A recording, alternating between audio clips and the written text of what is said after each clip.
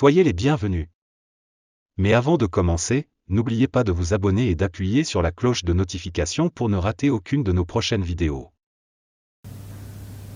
La conférence de Berlin, qui s'est tenue le 15 septembre 1884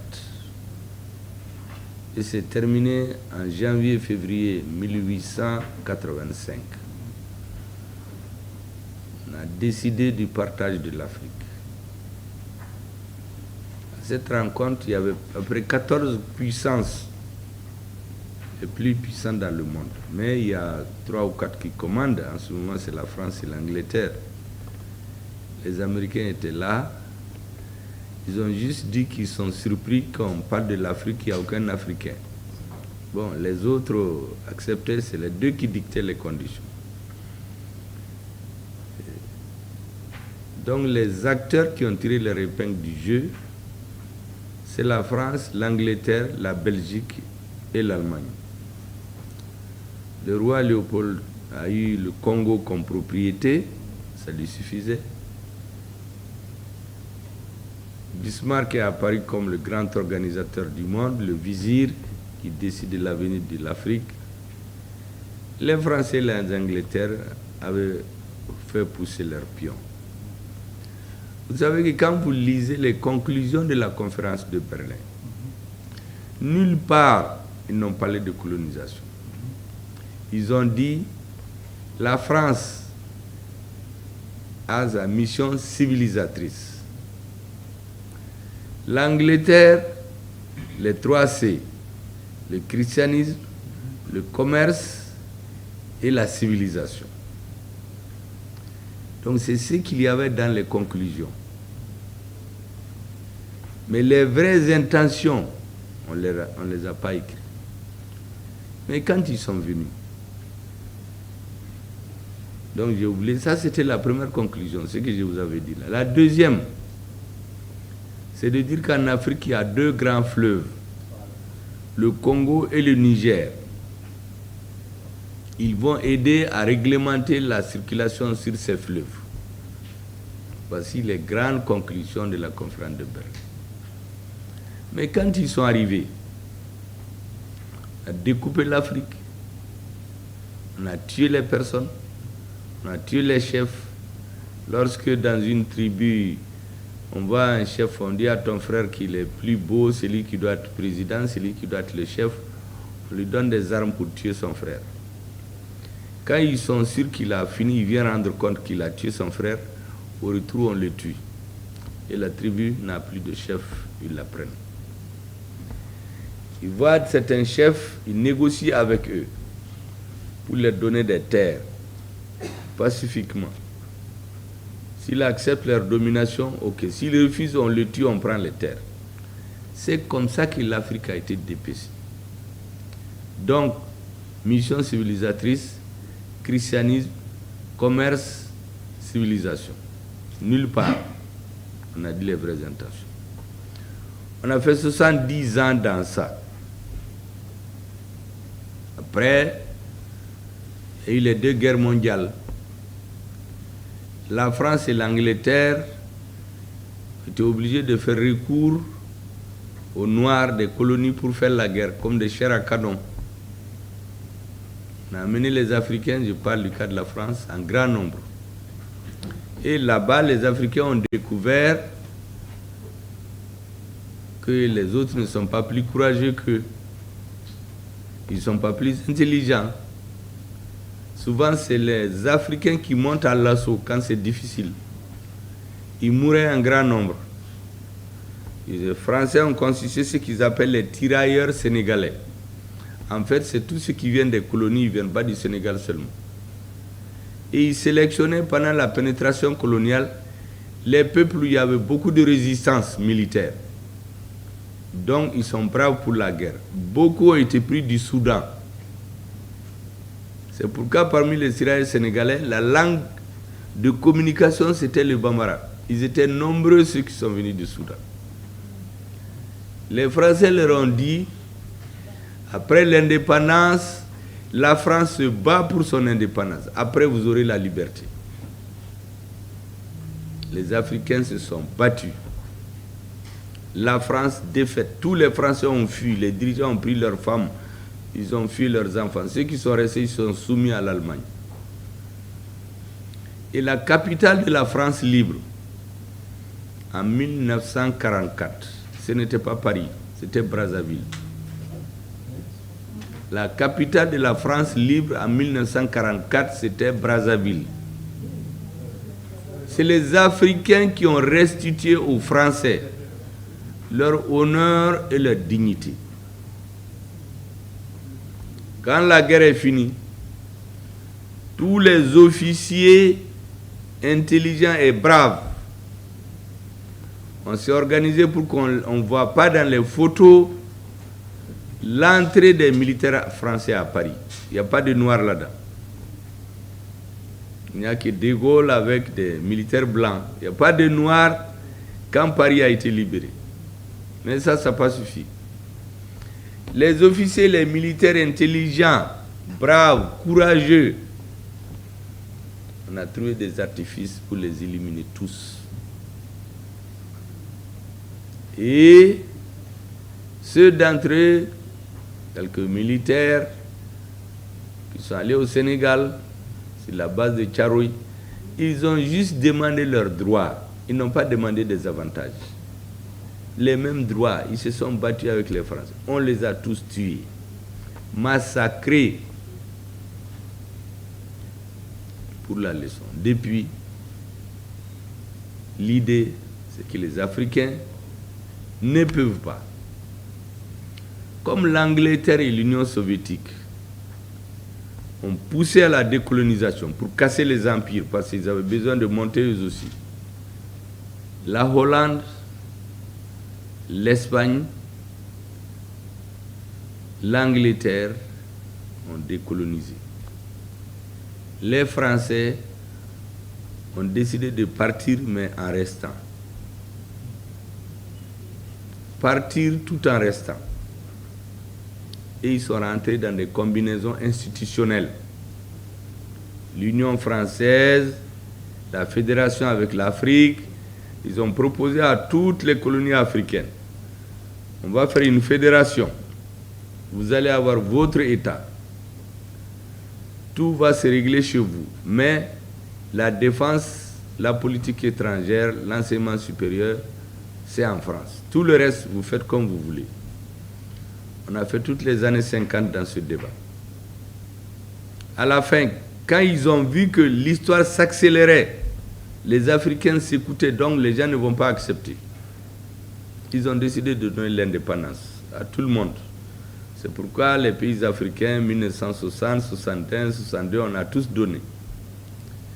Et vous savez, le premier ministre français de son temps, il s'appelle Pierre Mesmer. Il était auparavant un gouverneur des colonies. Voici ce qu'il a écrit dans ses mémoires. Il dit qu'en 1960, ils ont donné l'indépendance à ceux qui l'exigeaient le moins, ceux qui le demandaient avec le moins d'intransigeance. Mais avant, ils ont pris soin d'éliminer politiquement et physiquement tous ceux qui demandaient l'indépendance avec intransigeance. C'est écrit noir sur blanc dans ses mémoires. Donc, quand on a organisé, ils se sont organisés. Éliminer politiquement, c'est quoi? Ils ont organisé des élections. Tous les chefs politiques qui étaient contre eux, ils ont fait perdre leur parti. Sauf en Guinée, ils n'ont trouvé personne pour dire qu'il n'est pas d'accord. Maintenant, ceux qui ont gagné les élections, ils leur ont donné le pouvoir. Parce que leur parti n'était pas contre la France. Ils voulaient l'indépendance, mais ils n'étaient pas contre. Donc une élection indirecte. C'est pourquoi tous les présidents de l'indépendance, là, personne n'a été élu par les populations. Il est chef de parti, son parti a gagné les élections, il est devenu président. Maintenant, les pays où ça n'a pas marché, au Cameroun, où l'Union des populations du Cameroun, l'UPC a gagné, les Français ont déclenché la guerre. Ils ont tué des millions. On a brûlé au lance-flammes des villages entiers. Les dirigeants ont été tués au maquis. D'autres ont été empoisonnés dans les restaurants en Europe. jusqu'à ce qu'ils finissent avec tous les contestataires. En Algérie, des villages entiers ont été rasés. Des millions de personnes sont mortes. Et l'Afrique est indépendante. Maintenant, il nous faut les présidents africains installés. Ceux qui voulaient se mettre au service de leur population. Qui ont compris qu'ils ont intérêt à travailler pour leur peuple. Quand ils ont commencé à porter leurs sentiments nationalistes, c'est comme quelqu'un qui clignotait à droite avec De Gaulle. Maintenant, il a compris, il a décidé de virer à gauche. On a organisé le sabotage des pays, de leur économie. D'autres, on a organisé la division. Comme vous êtes du Nigeria, ils ont organisé la guerre du Biafra pour avoir accès aux ressources pétrolières, pour diviser le pays.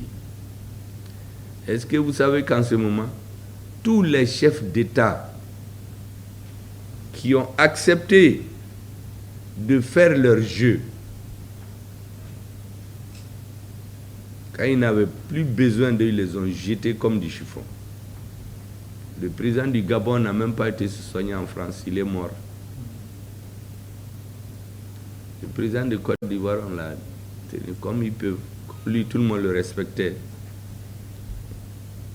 Le Biafra n'a pas survécu comme État parce que les pays africains ont compris. Le Niger aujourd'hui, contre lequel des Européens veulent pousser le Nigeria à prendre des sanctions. Les officiers du Niger, le peuple du Niger a refusé. Ils ont aidé le Nigeria à garder son unité. Le président qui était là-bas, en réalité, ils ont tout fait pour l'avenir au pouvoir, mais il a compris, vous savez, le nationalisme, la fierté des Africains sort toujours. Sinon, celui qui en a fait perdre au Niger était plus populaire que lui. C'est pourquoi quand les notables du Nigeria, les officiers supérieurs, nous on est informés, les militaires, les sénateurs ont dit au président pas de sanctions contre le Niger. Je leur ai dit bravo. Ça, c'est des leçons d'histoire. Parce que ceux qui veulent pousser le Nigeria dans des sanctions contre le Niger aujourd'hui, ce n'est pas pour la démocratie, c'est pour leurs intérêts seulement. Vous avez parlé du Mali. Vous savez, il y a la fédération du Mali, comme vous êtes sénégalais. Vous savez, le nom Mali, c'est un Sénégalais, c'est Senghor qui a donné le nom Mali.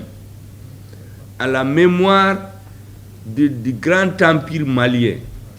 Quand il y a eu la fédération entre le Sénégal et le Mali, le mot Mali est venu de Senghor, en mémoire de l'empire du Mali. Mais ils ont joué pour casser, pour des raisons politiques. Parce que vous connaissez l'orientation politique de Senghor. Il parlait le grand français, il disait aux Africains qu'ils demandent l'indépendance immédiate, mais ils étaient d'accord, mais ils n'ont pas dit l'indépendance immédiatement. Il a cligné à droite, il est allé à gauche. Vous avez vu? Les Français ont tout fait pour casser la fédération. Les ambitions des Africains ont joué. Parce que dans la même nuit, ils ont reconnu la fédération.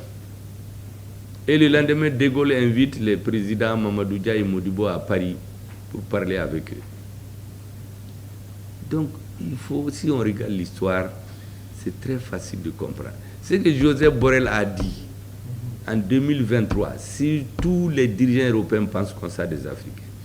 Donc, ils sont venus, tous les dirigeants, que vous soyez à gauche ou à droite, on a créé les partis uniques. Parti unique au Mali, ils sont tous venus à la suite du multipartisme, de la démocratie pluraliste. Mais ils ont tous imposé les partis uniques. Dans tous ces pays-là. Ceux qui se sont opposés, ils les ont éliminés. Tous. C'est ce que vous faites à dire souvent aux dirigeants de l'Afrique progressiste, quand ils se plaignaient des Sud-Africains. Mais vous faites bon, il leur a dit un jour, mais au moins les Sud-Africains, ils ont gardé Mandela vivant. Mais vous, qui a gardé votre opposant vivant? Démontez-moi. Vous avez tous éliminé vos opposants. Donc, que vous soyez à gauche ou à droite, on vous a tous mis dans le même moule. Ils ont continué avec les mêmes personnes. Ceux qu'ils ont pu faire tomber, on les a fait tomber. Ils ont fait 30 ans. Après, on s'est levé. Le prix du cacao, le prix de l'or, le prix du poisson, tout ce qui est en Afrique. On a divisé les prix par 3. Les prix se fixent à Londres. Le prix de l'or, du diamant, de tout c'est à Londres. On a divisé les prix par 2 ou 3. Ce qu'on a appelé la chute des termes de l'échange. Donc les gouvernements se sont retrouvés du jour au lendemain. Celui qui avait $1000 s'est retrouvé avec $300. Or, la population augmente, les besoins augmentent. Donc les médias ont commencé à formater les esprits. C'est parce que c'est des dictateurs, c'est des voleurs qui dirigent vos pays. Mobutu Sese Seko était le centre de la politique de l'Occident de l'Afrique. Tous les mouvements de libération. C'est là-bas qu'on préparait la lutte. On a assassiné Lumumba, on organisait tous les mouvements qui étaient contre la libération, c'était au Zaïre. Mais quand ils n'ont pas eu besoin de lui, ils ont dit en Europe c'est un dictateur, c'est mauvais, et tout le monde s'est mis à dire la même chose parce qu'ils n'avaient plus besoin de lui. Les Omar Bongo, on a commencé à dire les biens mal acquis en France, mais ils ont été acquis quand? C'est dans leur banque. Les autres ont su intelligemment jouer les Senghor, les Houphouët-Boigny jusqu'à quitter la scène sans trop de vagues. On a dit à tout le monde, tous les problèmes de l'Afrique là, c'est la démocratie. C'est parce que vous avez des dictateurs, il faut qu'ils quittent. C'est eux dont les élèves, les intellectuels, les syndicats, on dit qu'il faut augmenter les salaires par 2. Et Radio France dit oui, d'après nos statistiques, les ressources peuvent être augmentées par 2. Donc les syndicats demandent, les intellectuels demandent, les élèves demandent. Le gouvernement, on divise ses ressources.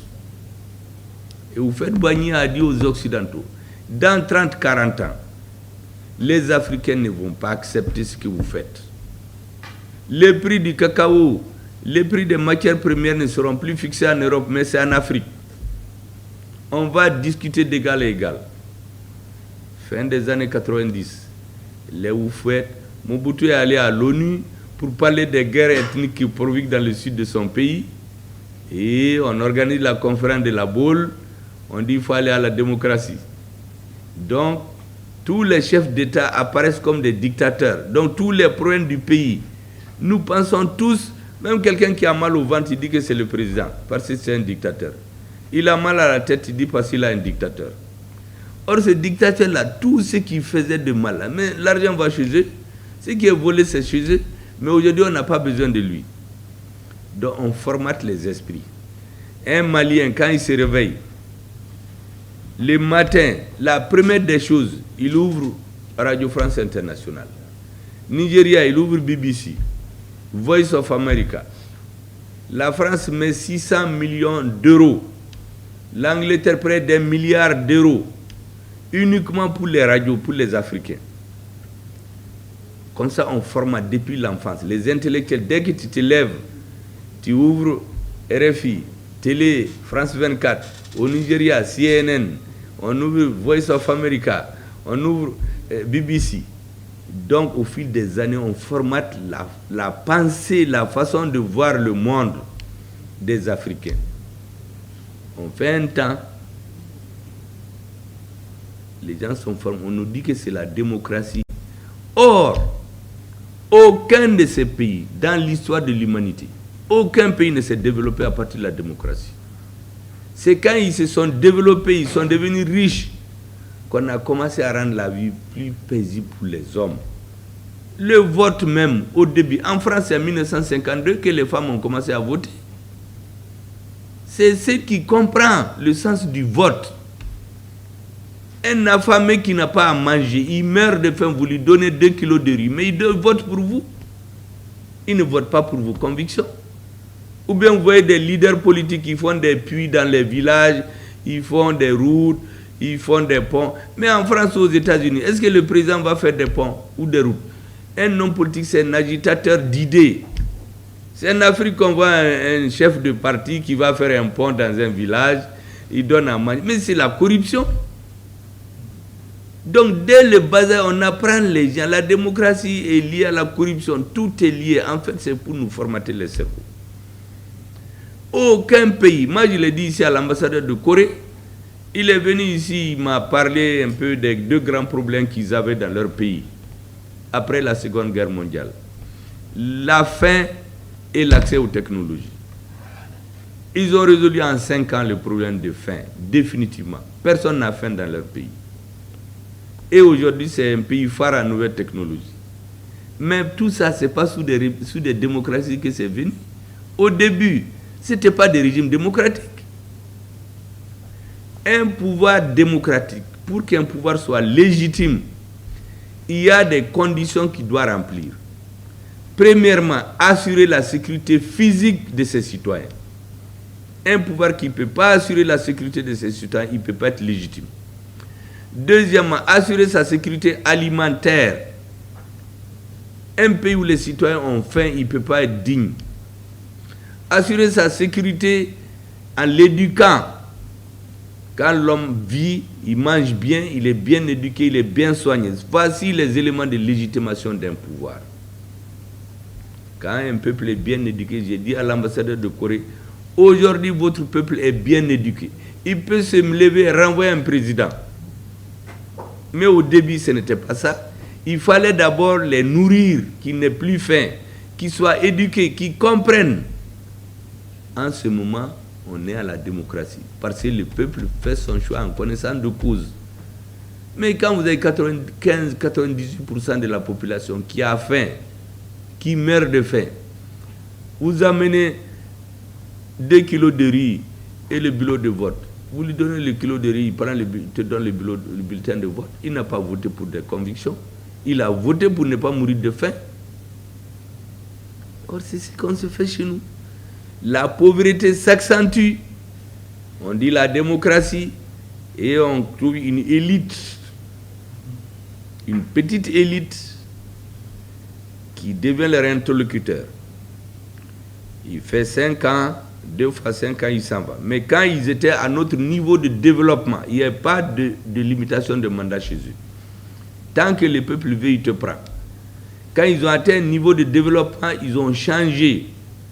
Ils ont mis, tu fais 5 ans. Mais chez nous, c'est fait pourquoi? Parce qu'ils ont corrompu l'élite. Quand vous faites 10 ans, ils ont fini de vous exploiter. Vous avez transféré tout ce que vous avez volé dans leur pays. Les maisons, l'argent. Vous partez, un autre vient. Et c'est un perpétuel commencement. Même si vous êtes sur une trajectoire, ils vont la lever. Mais tout le monde croit à ça. Surtout que lorsque celui qui a la tête, il profite. Les limitations des 3e mandats, on a embrouillé tout le monde. Ce qui fait qu'aujourd'hui, quand ils ont fait 30 ans de démocratie, remarquez seulement, je vous dis de noter, tous les pays africains où le pouvoir a changé à la suite de la conférence de La Baule, dans tous ces pays, il y a eu des guerres civiles et des coups d'État. Aucun pays n'a échappé. Aucun. Tous les pays où il n'y a pas eu de guerres civiles et des coups d'État, c'est des pays où on n'a pas pu changer le pouvoir après La Baule. 30 ans après, on dit, les démocrates, ils viennent, ils détruisent l'armée. Dès qu'ils viennent, ils désorganisent l'armée. Ils désorganisent le système éducatif. Et ils élargissent la corruption. Au bout de 30 ans, vous avez des peuples non instruits, dirigés par des corrompus, quelques-uns, mais qui sont en relation avec eux.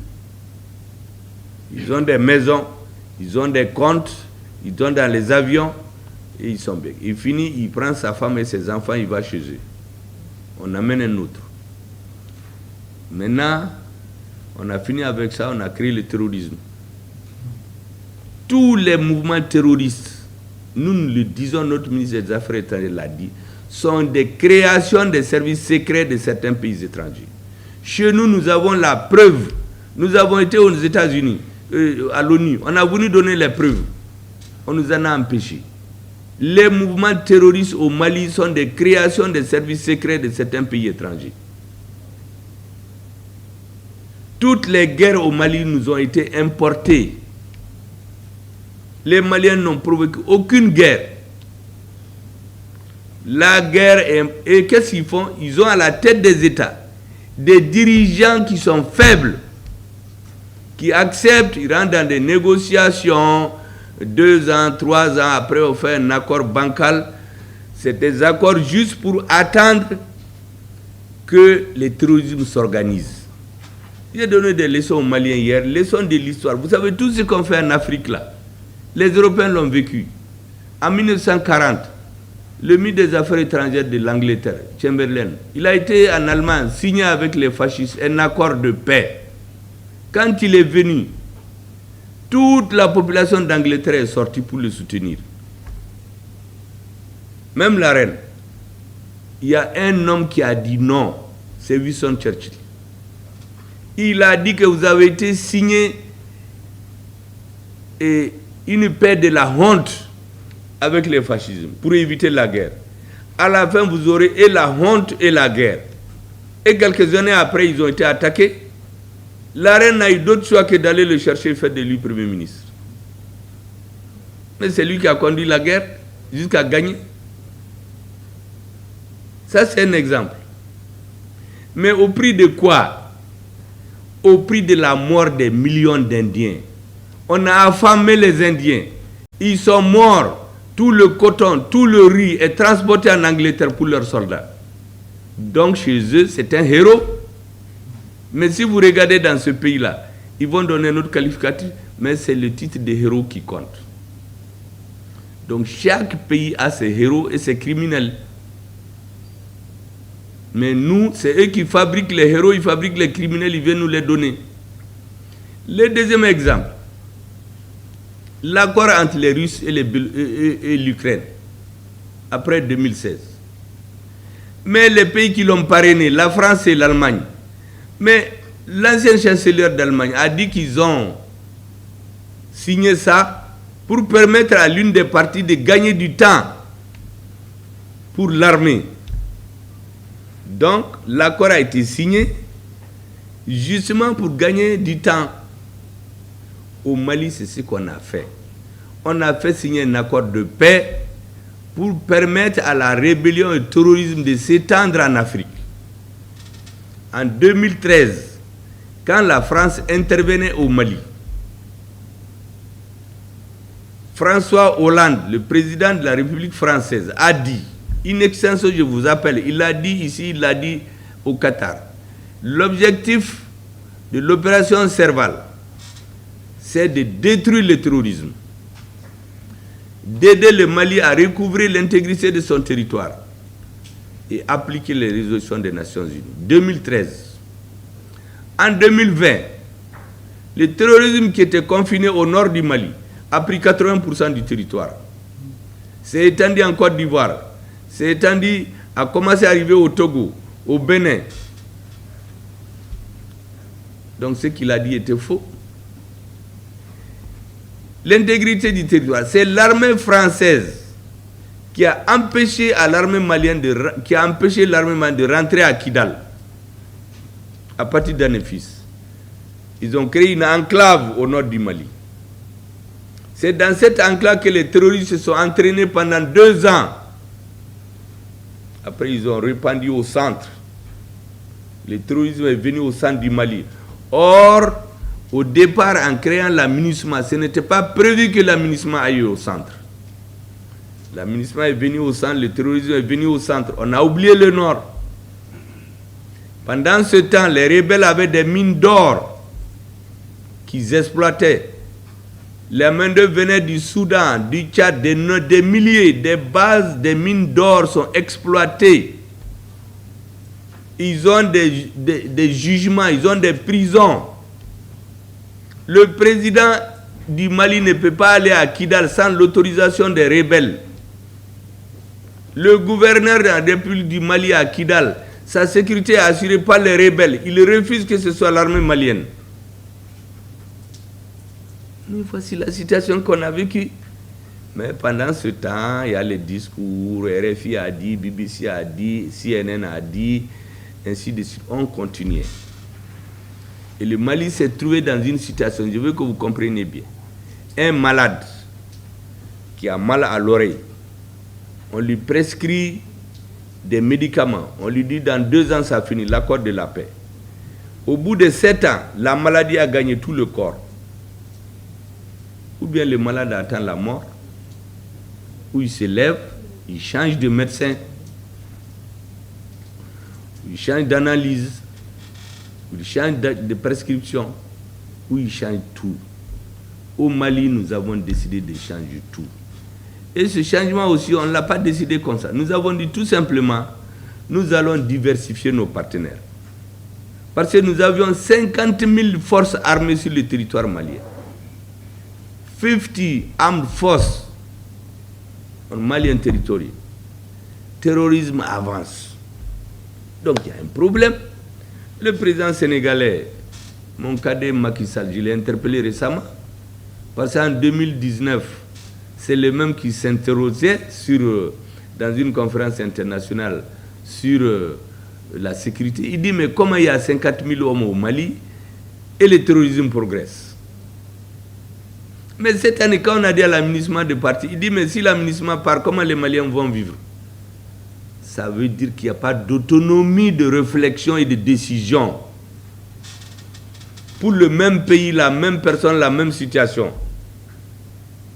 Au Mali, nous avons décidé d'être autonomes, de conquérir la dignité, la souveraineté du Mali. Nous avons dit on va diversifier nos partenaires. Est-ce que vous imaginez, même des lunettes à vision nocturne, l'État malien ne pouvait pas acheter. Des lunettes à vision nocturne. On ne peut pas acheter des avions de combat. On ne peut pas acheter des hélicoptères. On tue nos populations. 140 morts. Tout le monde regarde. Je vous donne un exemple. À la Baden-Deliman, en 2019, l'aménagement a financé une base. Elle a été construite par Barkhane. Ils ont oublié dans le désert de faire un puits, un forage. Oublier, c'est entre guillemets, parce qu'on n'a pas besoin d'être ingénieur pour savoir que dans le désert, d'ailleurs dans la vie tout court, le premier besoin de l'homme, c'est l'eau. Donc les soldats maliens, ils sortent, ils vont dans les camps, ils vont dans les hameaux touaregs pour chercher de l'eau. Ils vont dans les puits. Les terroristes les étudient bien. Un jour, ils viennent tomber sur les soldats. Ils les tuent tous. Ils mettent des explosifs dans le camion. Ils portent leurs habits, ils vont rentrer dans le camp. Ils font exploser. Ceux qui ne sont pas morts ont fait 7 heures de combat. 7 heures. L'aménagement et Barkhane ont refusé de donner leur avion pour apporter l'appui. Parce qu'ils disent qu'ils ne sont pas venus pour faire la guerre. Barkhane dit qu'ils sont venus pour lutter contre le terrorisme. Ils ne vont pas aller dans un camp. Tous les soldats sont morts. On a fait une fosse commune, on les a enterrés, le président allait pleurer et c'est fini. Un jour, des gens tombent sur un village à Ogosago. On tue 140 personnes, des femmes, des enfants, on les tue tous. Il n'y a pas de solution. Un simple avion de transport de troupes qu'on a acheté avec l'Espagne, on l'a bloqué aux États-Unis. On a fait 1 an pour chercher un simple avion de transport de troupes. Le Mali sort l'argent pour acheter 6 hélicoptères de combat. Il y a des hommes politiques, des dirigeants avec qui détournent l'argent des 4 hélicoptères. L'argent, certainement, c'est dans leur banque. Les 2, on prend des vieux hélicoptères qui appartiennent à des étrangers. On met la peinture, on les vend au Mali, au prix du neuf, avec la complicité de certains hommes politiques. Parce que la corruption, ils l'ont mis dans tous les segments de la société, jusque dans la hiérarchie militaire. Donc, c'est formé au Mali une oligarchie plutocratique, où il y a des hauts fonctionnaires, des hommes politiques, des juges, des militaires. L'autre pays a été pris en otage, avec des gens qui ont 2, 3, 4 nationalités. Et la situation continue de s'empirer. Donc les Maliens ont dit, on ne peut plus continuer. C'est ça qui a justifié le soulèvement des Maliens, qui a été parachevé par l'armée. Et ce que je vais vous dire, les militaires avec lesquels nous travaillons aujourd'hui, c'est des militaires qui étaient à la porte de Kidal quand on leur a interdit de rentrer à Kidal. Ils ont vu tous les doubles jeux de la communauté internationale, toutes les trahisons. Ils ont attrapé des terroristes qui avaient des réserves d'aliments, d'armes venues de l'étranger. Ce sont ces gens-là qui sont venus. Ils ont compris le message du peuple. On a renversé le régime. Ce n'est pas des gens qui se sont levés comme ça, ils ont quitté la caserne, ils sont venus prendre le pouvoir. Tous ceux qui pouvaient être corrompus les ont corrompus. C'est tous des colonels qui ont quitté le front. Certains étaient des otages des terroristes. Ils ont fait des mois, c'était des otages. L'actuel président, il était en otage, en captivité. L'actuel ministre de la Défense, c'était un ancien otage. L'actuel président du Conseil national de transition, c'était un ancien otage. C'est des hommes qui ont fait la guerre au nord pendant 10 ans. Ils ont fait la moitié de leur vie sur le théâtre des opérations militaires. Donc ils sont venus, ils ont compris, les Maliens mouraient. On mène des forces de l'ordre qui vont tirer dans une mosquée pour tuer des citoyens. Mais ça, c'est pour donner des arguments aux terroristes. Tuer dans une mosquée des fidèles. Ils n'étaient pas dans la rue. Et c'est déjà envoyé par le pouvoir. Donc tout a été fait pour étendre le terrorisme. Le président du Burkina, l'ancien président qui est parti maintenant, mais c'est chez lui qu'il y avait les négociations. Parce qu'on lui avait mis dans la tête que s'il joue le jeu des terroristes sponsorisés, il va rester au pouvoir. Heureusement, son peuple a compris. Et c'est pourquoi au Mali, les érudits disent, et je préfère que tous les chefs d'État africains l'entendent, le Mali, c'est une terre bénie. Tout homme politique, africain, étranger, malien, qui se met à comploter avec des étrangers contre le Mali, il va le payer cher. Tous les hommes politiques qui ont été impliqués, ils ont payé. Ceux de l'étranger qui sont mis là-dedans, ils sont tombés. Mais récemment, le président, l'ancien président du Niger, qu'est-ce qu'il a dit?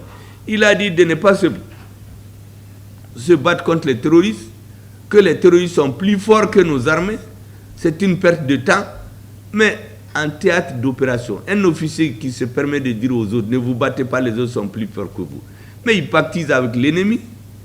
Un président d'un pays, chef suprême des armées, qui dit à son armée, les terroristes sont plus forts que vous. Voici le sort que les Occidentaux ont réservé au Mali et à l'Afrique. Au Mali, nous avons dit non. C'est pour cela que moi, je suis très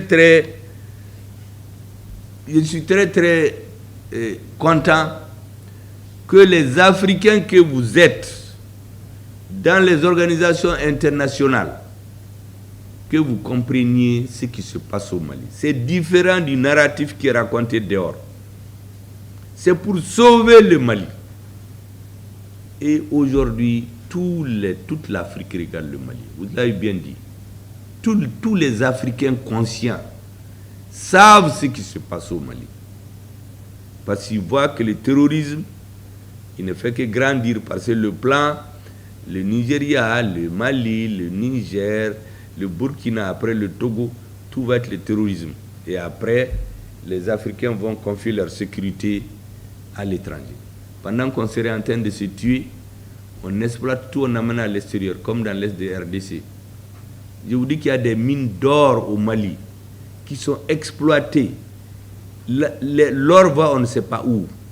Les rebelles avec lesquels ils travaillent, ils prennent, ils partent, ils viennent corrompre une certaine élite. Les membres de l'oligarchie. On fait tout pour nous saboter. Nous avons dit, on va multiplier nos partenaires. Les Français ont dit non. Si vous multipliez vos partenaires, nous, on va partir. Nous leur avons dit de partir. Ils sont partis, il n'y a rien eu. Ils ont amené Serval. Serval est devenu Barkhane. Ils ont amené G5 Sahel. Ils ont amené Takuba. Le terrorisme ne faisait que s'étendre. Quand Macron a été au sommet de l'OTAN, on l'a interrogé, quelle est la base juridique du G5 Sahel? Il n'y en avait pas. Il est sorti à la télé, il a menacé les chefs d'État africains pour leur dire de venir à Pau pour signer l'accord. Donc c'est a posteriori qu'on régularise. On avait des bases militaires qu'on ne savait pas. On a amené Takuba. C'est venu sans autorisation légale. Et on a commencé à envoyer les pays de l'Union européenne. Les Danois sont venus, on leur a dit, mais qui vous a autorisé? On a dit de quitter notre pays. On a fait du bruit, on a calomnié le Mali, mais les Danois sont partis.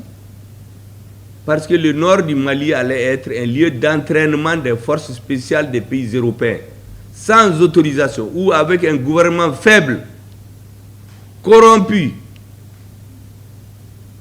Nous avons mis fin à tout ça. On avait une réunion du G5 Sahel qui devait se tenir au Mali. Une réunion tournante. Quand le tour du Mali arrive, on ne tient pas la réunion. Le G5 Sahel, c'est le Burkina, le Niger, le Tchad, le Mali, la Mauritanie. Mais c'est un pays étranger qui dit qu'on ne peut pas faire la réunion au Mali.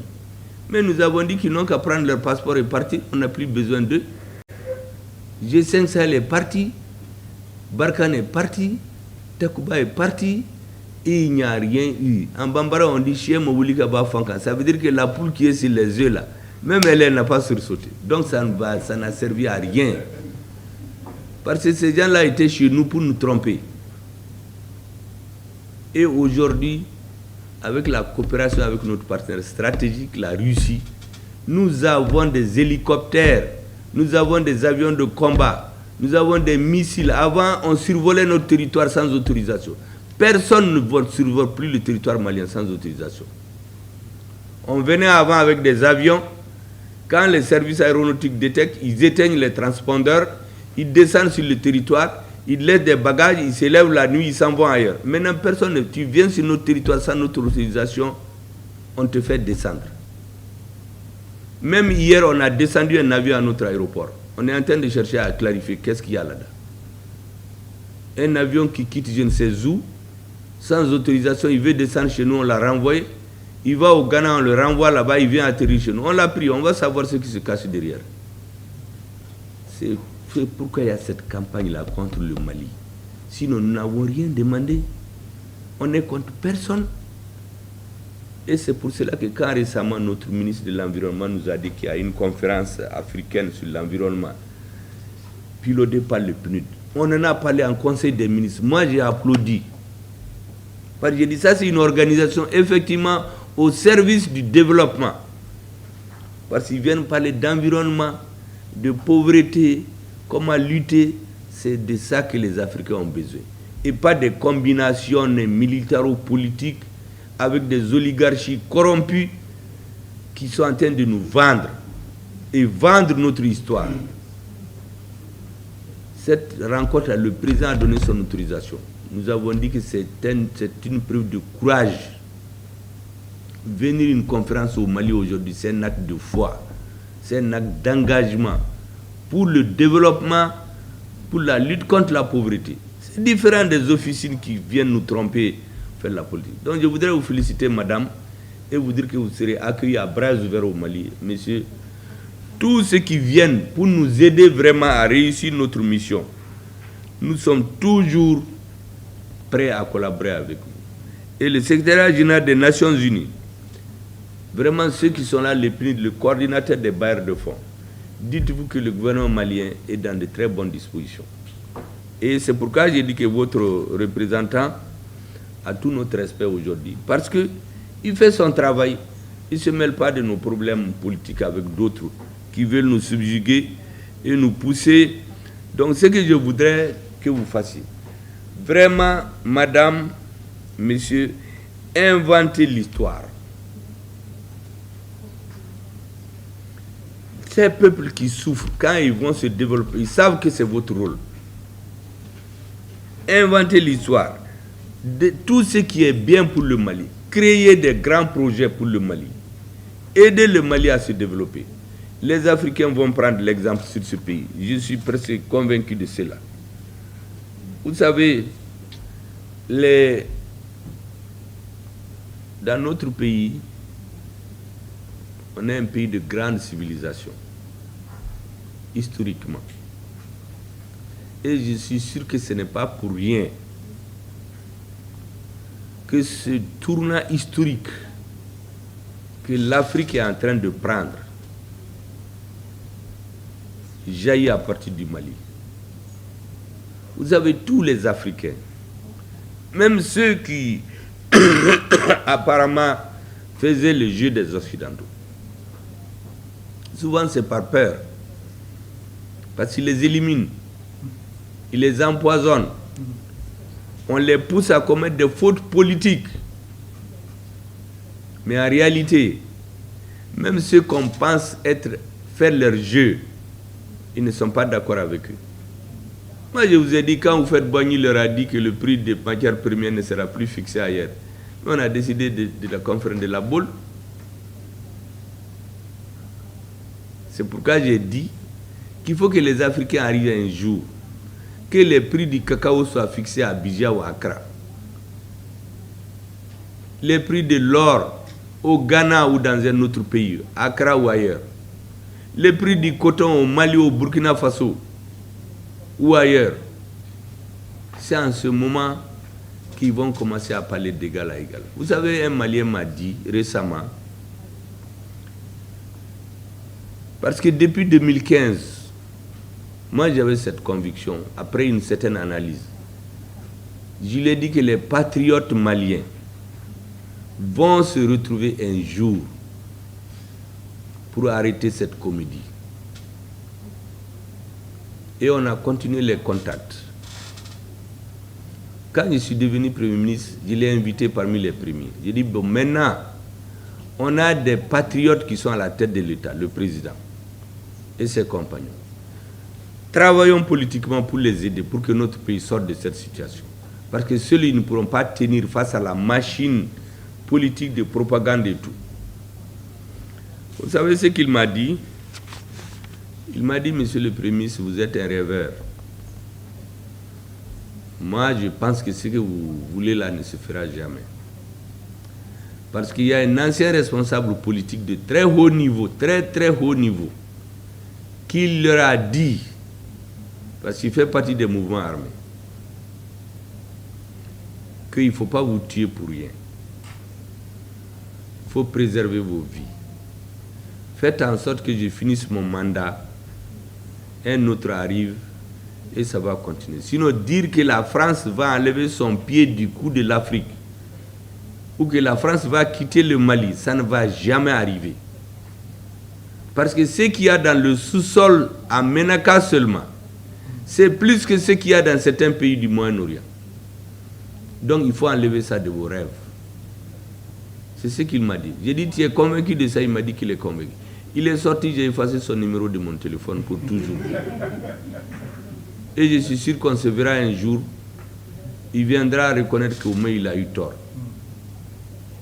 C'est pourquoi j'ai dit aux Maliens aujourd'hui, laissez tomber toutes vos divergences politiques.